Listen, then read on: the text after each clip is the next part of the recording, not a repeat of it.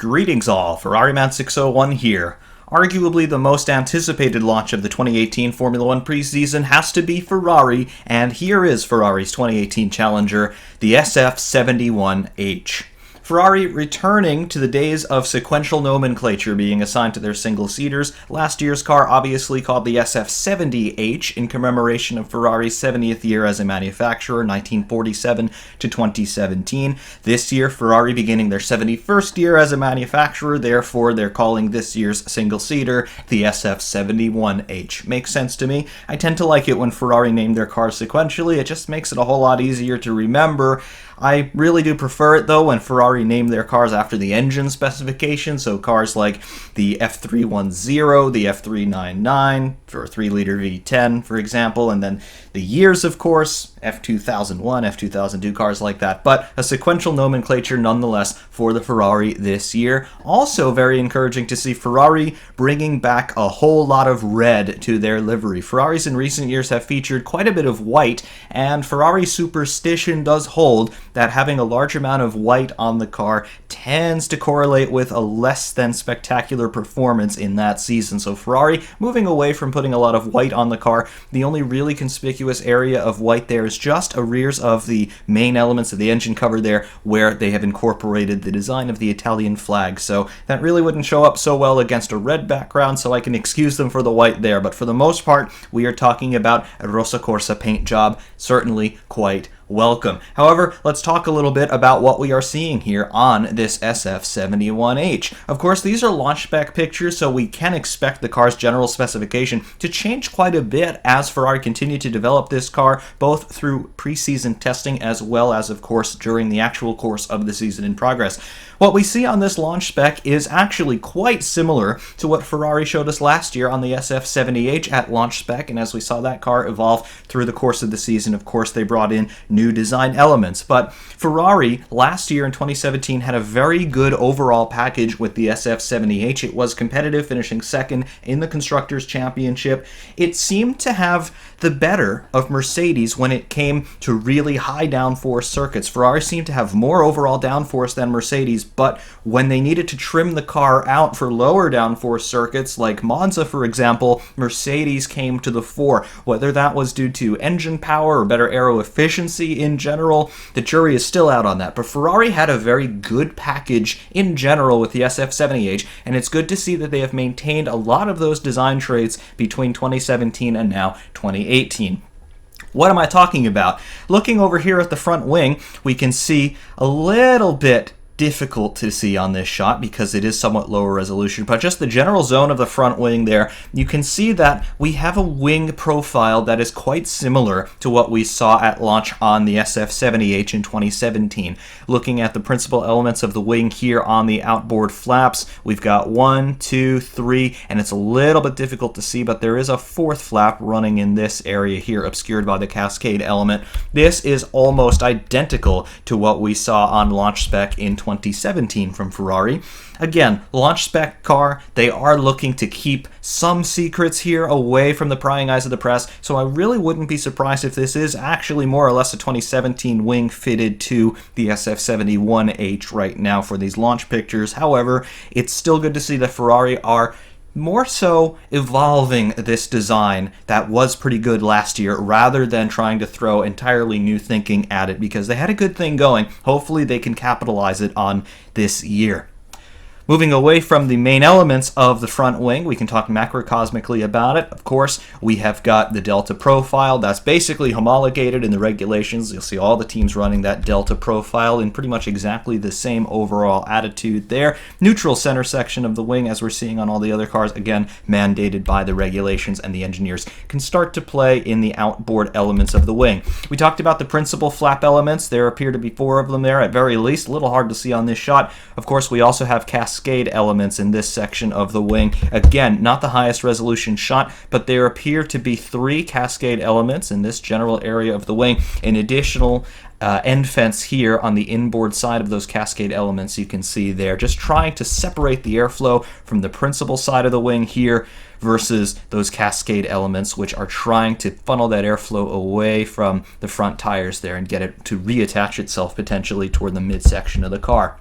End fence detail on the wing, we can see it in this section. Kind of quiet for the moment. Again, this is a launch spec wing, but we can see the main end fence profile here, and then just a little flick up flow modifier here, trying to steer that air around the front tires as much as possible, cut down on that drag as much as they can. Inverted U-channels on the outboard surfaces of the wing here. We can see there are 2 of them, definitely. We're seeing this on a lot of the other cars, both in 2017 and now in 2018. Par for the course for the most part. Suspension layout we can divine from this shot, albeit from somewhat of a distance. We have a double wishbone push rod suspension here on the front axle of the SF71H, and on the rear we can see upper wishbone, lower wishbone, and pull rod geometry coming in. So we've got double wishbone push rod here in the front and double wishbone pull rod in the rear. This is par for the course both 2017 and 2018. The rest of the details on this car, we've got some other shots that we can see them a little bit more clearly, but we can definitely tell Ferrari, they are revising their barge board development a little bit. Main profile of the trailing edge of the barge board there, but you can see that they've cut these vertical strakes into the barge board as well. So development work continuing in earnest toward the midsection of the car for sure, and they've also revised the overall geometry and profile of the turning vanes here. The SF70H had different turning vanes in this section of the car versus the SF71H. The 70H had these strakes cut into the turning vanes right about here, and you could see that Ferrari have retained the lower one in this section here, just underneath that yellow line, but they have deleted the strakes that were in this section here. Instead, they've replaced them with some Lenovo branding. Very cool to see. Of course, Ferrari, they've lost their Santander partnership for this season, so they're bringing in some new sponsors. Very good to see that. Quite obviously, we have halo fitted to the car here, as we'll see on all the 2018 cars, and we see that Ferrari have chosen to render the halo in the main body color. This is good. As far as we've seen so far, and as far as we've talked about on these podcasts, certainly I have to say this is the best compromise in terms of how to integrate halo into the livery of the car. Ferrari deciding to paint it in exactly the same color as most of the rest of the bodywork, and they have even integrated here a little Ferrari Scudetto logo there. A little difficult to see from this shot, but it's there. So they're using halo as some branding space as well. Very nice. Also, again, it's a little bit difficult to see on this shot because of the distance, but we are seeing in the upper element of the halo Ferrari running that little fairing, as we have already been talking about on the Sauber. You can just see a little minuscule slot gap in this sort of section. That is because they are running a fairing over the top section of halo, and again, I'm thinking the rationale of this is just to try and keep the airflow attached to the halo as it's coming in, so that they can feed the air snorkel there for the engine intake and the turbocharger intake. Rear wing, we can see the slot gap here for DRS and the DRS actuator pod in this section. Ferrari going for 2 support pylons, just as they had done in 2017 there. And of course, no shark fin or T-wing. However, on this shot, perhaps a little difficult to see here because of the relative sizes of everything, but this section here, there is just a little bit of a quasi T-wing just sitting. It's a little bit difficult to tell exactly where, but it looks like it's sitting on the rear side of the support pylons there for the rear wing. So interesting development. We'll see if the other teams decide to do something like this as well. Also on this shot, we can divine Ferrari have managed to get their packaging so tight in the midsection of the rear zone. Here is the profile of the reference plane moving toward the rear zone of the car. And overall, in this section, you can see just how much empty space there is for them to play with. Here, of course, we start to get into the suspension uprights, but you can just see this section here, going back to the diffuser, all of this empty space that Ferrari have to play with.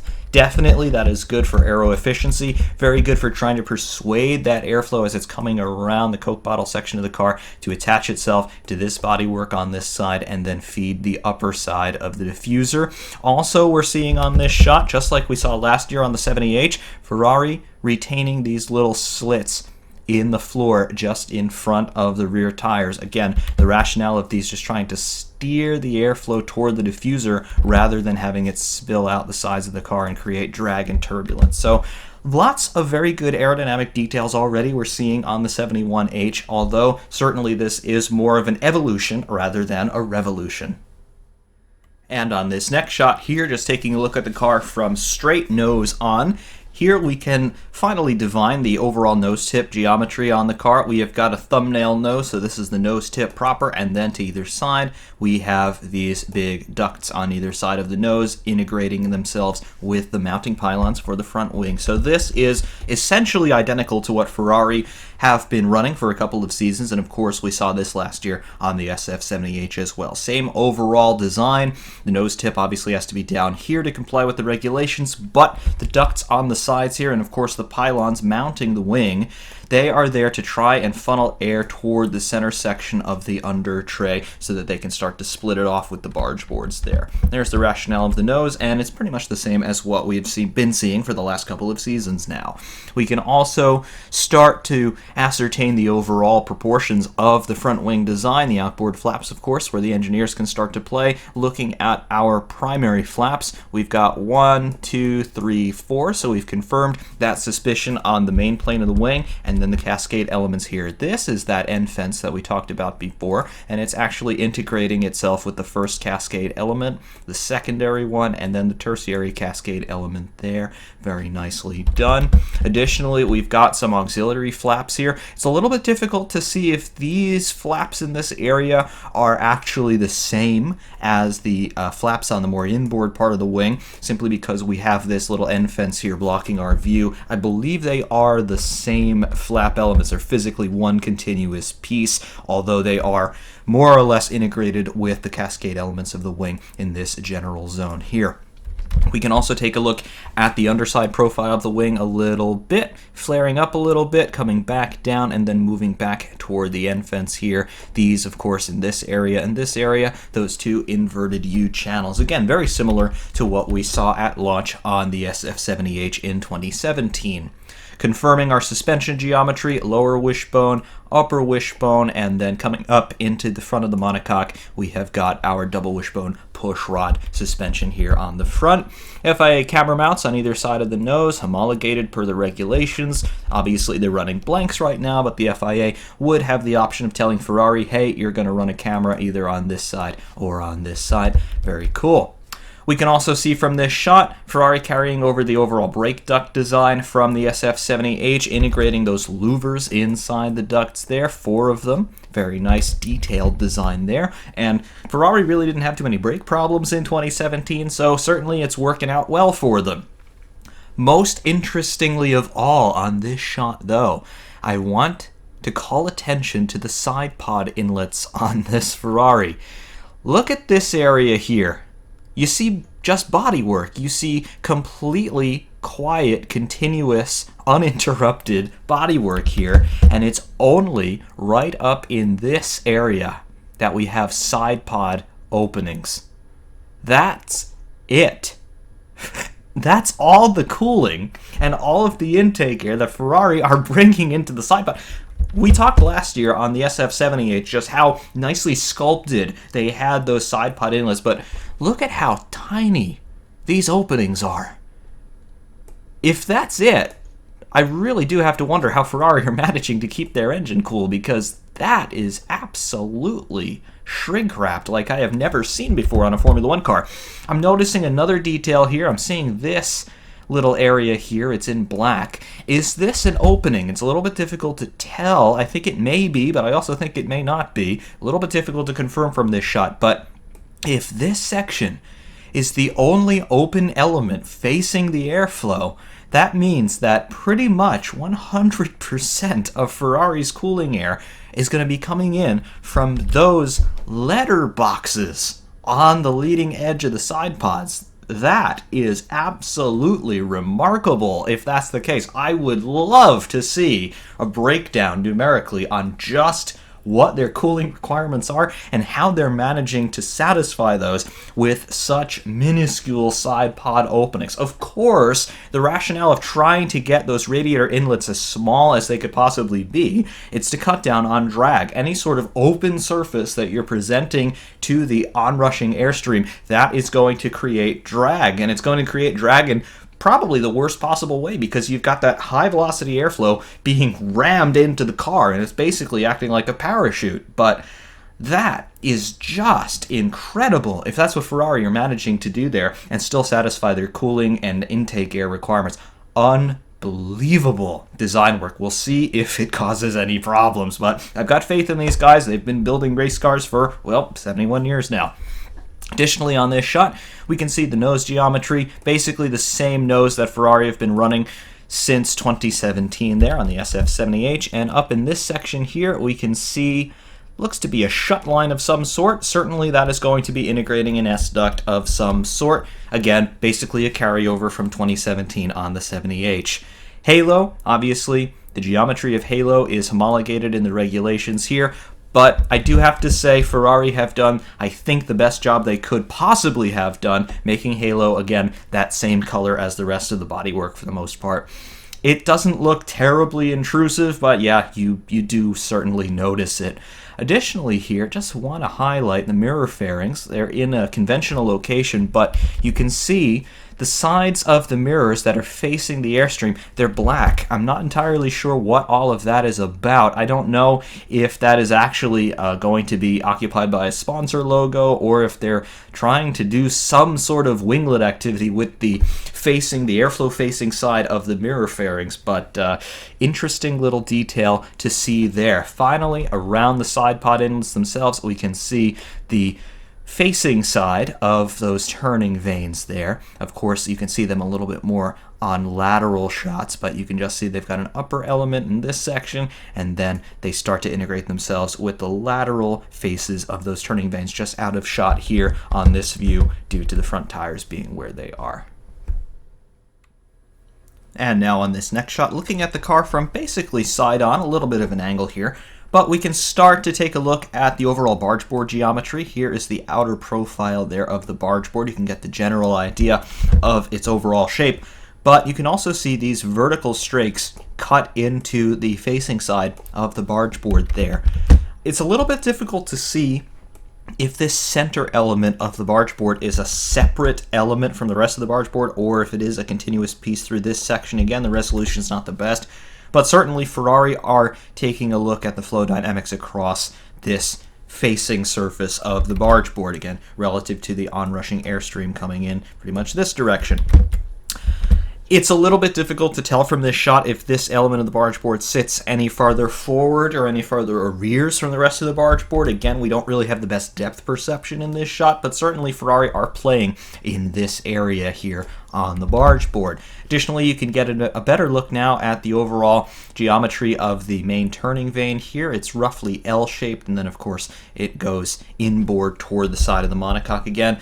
It is very much an evolution of what Ferrari were running last year. It's a little bit more simplified, but you can see here that we do have two distinct elements here. We've got a shut line in this section, and then moving arrears there. So it basically looks like we've got two elements here of the turning vane. This outer one, and then of course this inner one here. So interesting design work there. I am expecting this area of the car to change a lot over the course of the season. This is a very important area of aerodynamic development, considering that the teams kind of have their hands tied when it comes to further developments on different areas of the car.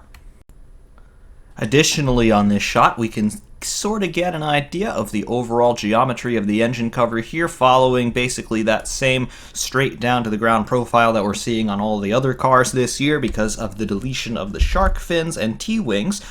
You can see this little boxed out area in the livery. I would fully expect Ferrari to be running the driver's number there in this little box. Of course, they've left it blank here for these launch spec images, but I'd fully expect to see Vettel's and Raikkonen's numbers there in that little box there on, I guess you can call it a quasi-shark fin here. They're just extending that engine cover as much as they legally can per the regulations. Also on this shot, we can see that Ferrari are running quite a bit of rake in this car. If we draw a line from the reference plane to the ground on the rear, and then we do the same from as far forward as we reasonably can, you can see that the line arrears is much longer than the line toward the front. So this is indicative of ride height in the front being lower than it is on the rear. Of course, there's nothing new about this, but just want to highlight to you that Ferrari have designed this car to run with quite a bit of rake in mind. Additionally, we can see profile here of the reference plane, and you can see that the line is not straight as it's going up. So yes, they are running Rake here, confirmed. In this section of the reference plane here, we can see that Ferrari, like Haas did last year and this year, and like many other teams are now starting to do, they are running this flared section of the reference plane facing inboard to the car. I'm thinking the rationale of this is just to keep air from spilling out the side of the car here. Again, the rationale here being you want the airflow to attach itself basically at the barge board and then remain attached all the way through the Coke bottle profile and feed the upper side of the floor section there toward the diffuser, and then extract the most energy you can from that onrushing airflow.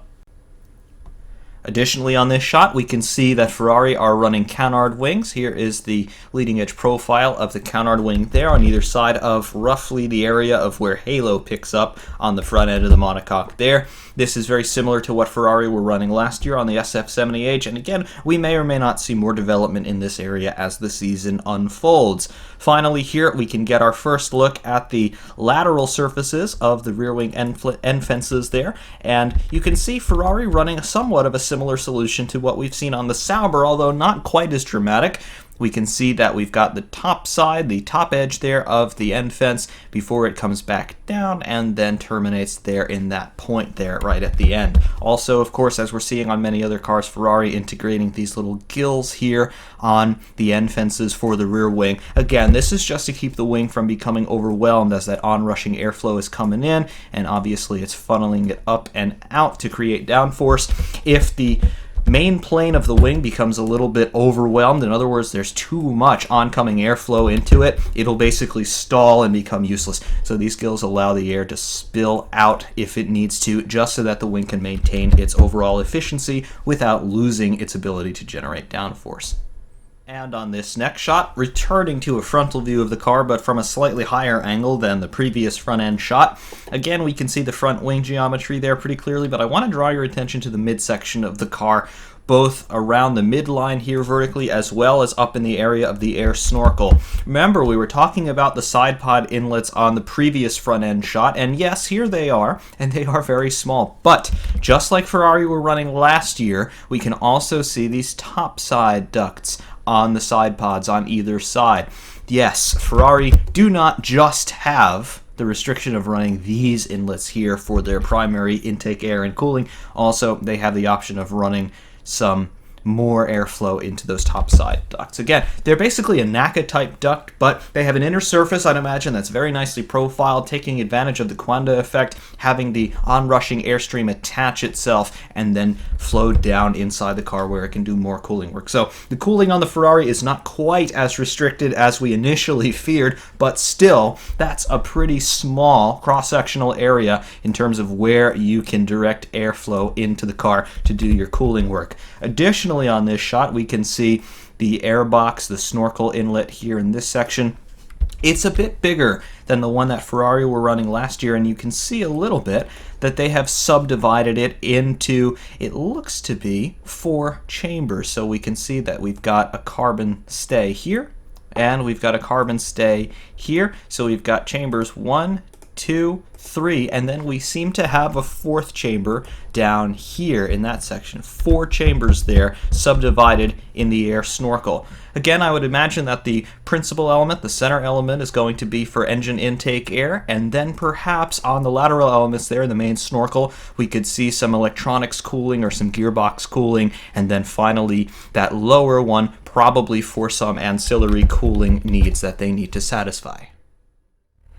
And on this final shot here of the SF71H, taking a slightly closer look at the car here, we can just see a little bit more fine detail now here on the front wing. Here is that inner end fence there on the main plane of the wing, just delineating the main plane from the cascade elements, and here are our cascade elements as we talked about earlier. We can see the detail there on the end fence a little bit more clearly. Again, as we said before, pretty quiet, although I would just like to draw attention to this little area here on the end fence inside that circle. You can see we have this upper trailing edge profile here, and then it tucks back into itself, and then we rejoin with the rest of the wing. So kind of reminiscent of the profile that we see on the rear wing a little bit, but rotated by 90 degrees. This is flat relative to our frame of reference, but interesting little detail nonetheless. I'll have to keep my eyes peeled and see if we see anything similar on the other Formula One cars this year.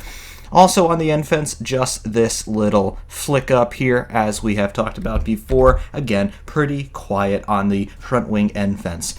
Additionally, on this shot, we can see these primary barge boards here. These are not the barge boards that we talked about earlier, obviously back here. These are lower ones mounted slightly forward of the front suspension that you can see running in this area on the car. Again, the rationale here, just trying to pick up the air that's flowing through the nose section there, around the nose tip in this section, and then just start to split it in half as it starts to play with the car's under tray, and then of course it'll feed it into the principal barge boards back here in this area, obscured here of course by the right front tire. Additionally, on this shot, we can see the side pod inlets here from a slightly better view. This shot is exposed a little bit more, so we can see a little bit more detail. These are your side pod inlets, and then this secondary channel, you might think this is a side pod inlet, but it doesn't appear to be. This simply appears to be an open tunnel, if you'd like, just to help air start to funnel its way around the turning vanes and then exit roughly here to go around the other side of the car there toward the rear. So interesting treatment there again on the side pods. Just this area to play with in terms of the side pod opening, plus these ducts top side, just like we saw last year on the 70H. The other final detail that I'd like to point out in this shot, obviously standing behind the car, we have our race drivers for 2018 unchanged in the lineup since 2015. Sebastian Vettel here on the left and Kimi Räikkönen here on the right. And if you take a closer look at Kimi's face, you can see that the Iceman is not really smiling. That is pretty par for the course there for Mr. Räikkönen. However, Vettel does look somewhat chipper, as we can see right there. Always a smile not far from the German's face. Hopefully he'll be smiling a bit more this season, though, as this car does look very good. I certainly do expect it to be competitive at the front end of the field. Definitely we're going to see Ferrari winning some races as they did in 2017. However, will it be enough to bring the fight to Mercedes for the Constructors' Championship? Again, last year Ferrari managing second place in the Constructors' Championship, no mean feat. However, Ferrari and Maranello and all of Italy, and quite honestly most of the world, is not satisfied unless Ferrari is on the top step of the podium at the end of the season. Will that come to fruition? We'll have to wait and see. However, the SF71H, certainly it's putting Ferrari in a pretty good position, at least here at the start of the season, to bring that Constructors' title back to Maranello. The only thing that we can do now is wait and see how the season gets underway, which only happens now about a month from this very moment. So definitely lots of anticipation starting to build with the launch of the new Ferrari SF71H for 2018. We'll see how it gets on in testing at Barcelona this week. That's all I've got for you here on the SF71H. Hope you've enjoyed this one and hope you found it insightful and informative. If you notice any other details on this car that I might have overlooked, please feel free to let me know about it in the comments. Until next time though, Ferrari Man 601 saying thank you very much, and we will see you soon.